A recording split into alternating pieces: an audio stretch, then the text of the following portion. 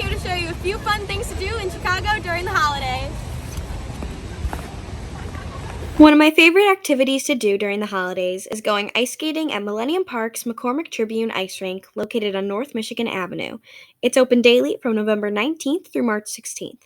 Reservations are required and skate times are about an hour and a half. Rather than taking an Uber, a cab, or the CTA, my family prefers walking around the streets of Chicago during the holidays.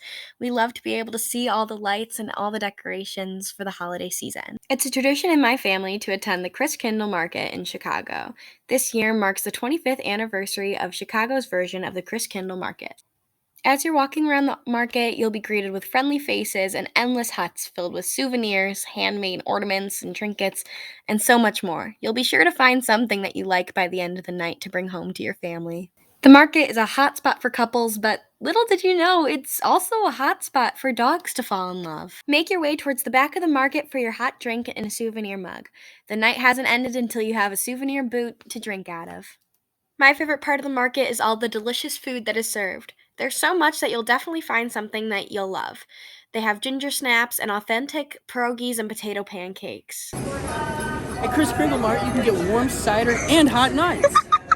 If you were to ask my mom where the one place to visit would be, it would be Frank's Ornament House. It's filled with unique ornaments that can fill up your Christmas tree and make for a beautiful Christmas.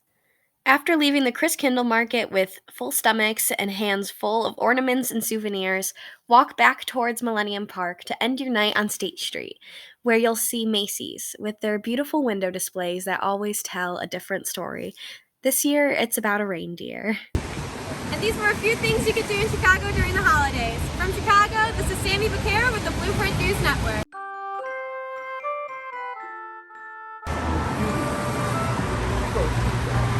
Let it go, can't hold it back